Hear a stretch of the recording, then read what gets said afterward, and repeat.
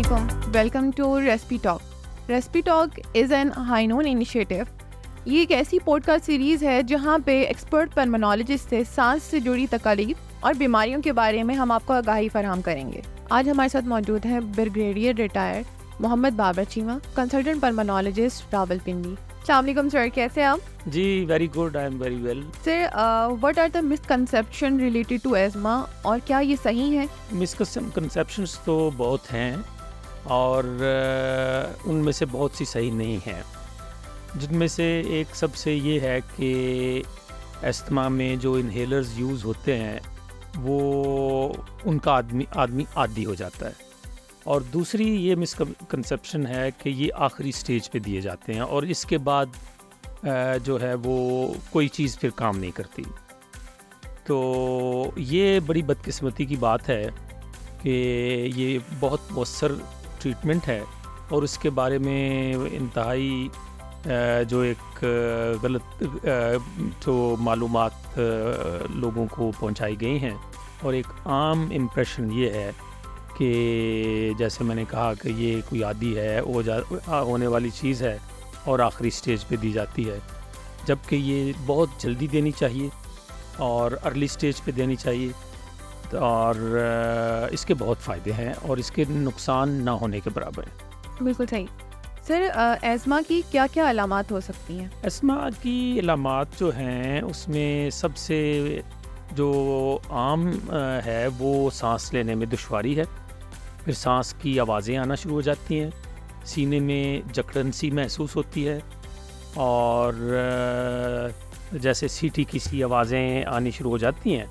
اور یہ اس کی ایک خاص بات یہ ہے کہ یہ کسی موسم میں, خاص موسم میں زیادہ ہو جاتا ہے. دن کے کچھ اوقات ہیں جس میں جیسے رات گئے یا صبح اٹھیں تو اس وقت ہوتی یہ اس کی علامات ظاہر ہوتی ہیں. کھانسی بہت ہو سکتی ہے اس میں, اور سانس میں دشواری, یہ جنرلی یہ علامات ہیں. اور ایک خاص بات جو اس میں ہے کہ جب یہ اٹیکس یا یہ علامات ہوتی ہیں تو اس میں اس کے بعد آدمی بالکل ٹھیک بھی ہے, 100% آپ ٹھیک ہوتے ہیں, اور پھر جب کوئی صورتحال ایسی پیدا ہوتی ہے تو اس میں یہ تکلیف پھر اب جو ہے وہ نمودار ہو جاتی ہے. بالکل صحیح. سر, اگر کسی انسان کو اس طرح کی علامات جو ہیں وہ واضح ہوں تو ان کو کس طرح کے ڈاکٹرز کے پاس جانا چاہیے؟ دیکھیے, اگر تو تکلیف زیادہ ہے, لمبی ہے, تو چھاتی کے ڈاکٹر ماشاءاللہ اب تو بہت ہر جگہ پر موجود ہیں, لیکن جیسا بھی ہو, قریبی جو آپ کے ڈاکٹر ہیں اگر آپ کو فوری طور پر ان سے مشورہ لینا چاہیے. اور اگر علامات لمبی ہوں اور مشکل میں آدمی پڑ جائے, بیماری بڑھتی چلی جائے اور فائدہ نہ ہو, تو پھر چھاتی کے ڈاکٹر کو تو بہتر ہے کہ ان کو دکھا لے, جو اس مرض کے ماہر ہیں ان کو دکھانا چاہیے. بالکل. سر, کیا دمہ جو ہے وہ مہلک بیماری ہے؟ دمہ بالکل مہلک بیماری نہیں ہے. دمہ بہت قابل علاج بیماری ہے, اور ایک اچھے علاج سے آدمی ایک نارمل زندگی گزار سکتا ہے. اور یہی سب سے اس کی بڑی بات ہے کہ آپ بہت سادہ سی ٹریٹمنٹ کے ساتھ تقریباً آپ میجورٹی تقریباً 95% لوگوں کو آپ اس قابل بنا سکتے ہیں کہ وہ اپنی پوری زندگی کو انجوائے کریں, نارمل زندگی گزاریں, اپنی تمام مشاغل جو ہیں وہ اپنے مؤثر طریقے سے جیسے وہ چاہتے ہیں کریں. اگر وہ بچے ہیں تو وہ کھیلیں کودیں, پڑھائی کریں, اور ان کی دماغی اور جسمانی نشو و نما جو ہے وہ بالکل ٹھیک ہو. اور یہ مکمل طور پر ممکن ہے اور بہت سمپل ٹریٹمنٹ کے ساتھ ممکن. یہ مہلک تو بالکل نہیں اگر علاج کیا جائے, لیکن یہ مجھے ضرور کہنے دیجئے کہ اگر اس کا علاج نہ کیا جائے تو ایون جو مائلڈ ہلکا دمہ ہے وہ بھی مہلک ہو سکتا ہے, لیکن علاج کے ساتھ اس کا جو ہے جیسے میں نے کہا بہت مؤثر طریقے سے اس کے علامات کا سد باب ہو سکتا ہے, اور جو شدید بیماری کا بھی اس کو آپ رکاوٹ پر اس کو پریونٹ کر سکتے ہیں. بالکل. سر, کیا دمہ پوری طور پہ ختم کیا جا سکتا ہے؟ یہ آج بھی ہماری ایک ایکسپرٹ سے بات ہو رہی تھی, تو یہ ٹھیک تو رہے گا, مینیج ہو جائے گا. مریض کو آپ بالکل جیسے میں نے کہا کہ مکمل طور پر مریض سے احتیاط رہ سکتا ہے, ایک بھرپور زندگی گزار سکتا ہے. لیکن یہ کوئی ابھی تک ایسی دوائی نہیں ہے کہ اس کو ختم کیا جا سکے. وقتاً فوقتاً دوائی کی ضرورت ہوتی ہے, بعض اوقات لمبے عرصے کے لیے خود ٹھیک بھی ہو جاتا ہے. تو لیکن جیسے میں کہا کہ بہت بڑی جو اکثریت ہے 95%, 90-95% لوگوں میں آپ ایک مکمل اور بھرپور زندگی گزار سکتے ہیں اس سے. بالکل.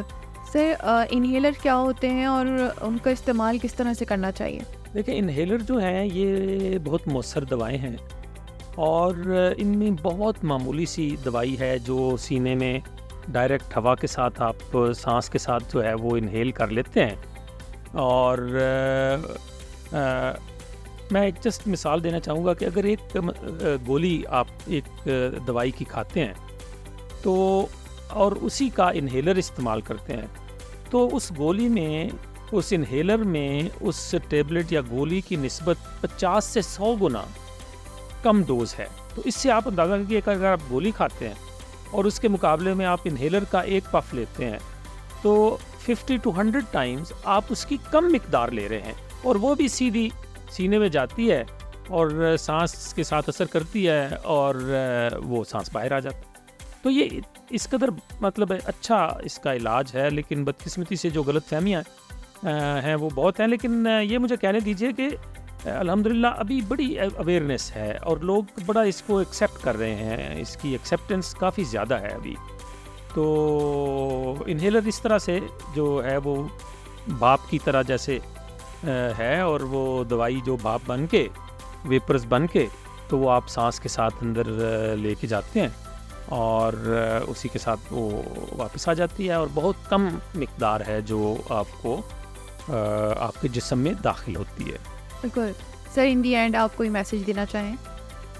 میسیج جو ہے وہ یہی ہے کہ یہ کامن پرابلم ہے, بچوں میں بھی بہت ہو رہی ہے. جو لائف سٹائل کی چینجز ہیں ان کے ساتھ بھی یہ بڑھتی چلی جا رہی ہے, الرجیز بڑھ رہی ہیں. تو اس میں جو اگر جیسے ہم نے پہلے بات کی ہے کہ بہت مؤثر علاج ہے اور ایک نارمل زندگی کے ساتھ یہ کمپیٹیبل ہے, تو اس سے گھبرانا نہیں چاہیے اور پریشانی کی کوئی بات نہیں ہے. ایک نارمل زندگی گزاری جا سکتی ہے. آپ مناسب جو ایک کنسلٹیشن ہے اپنے ڈاکٹر کے ساتھ کیجئے, اور وہ آپ کو اگر کہیں دوسرے ڈاکٹرز کے پاس چھاتی کے جو ماہر ہیں ان کے پاس ریفر کرتے ہیں تو بہت سادہ سے علاج کے ساتھ آپ ایک نارمل زندگی گزار سکتے ہیں. تو یہ میرا پیغام ہے جو کوئی جس کو یہ پرابلم ہے اس کے لیے, کہ یہ کوئی ایسی بڑی بیماری نہیں ہے جو ناقابل علاج ہو. Thank you sir. بہت شکریہ.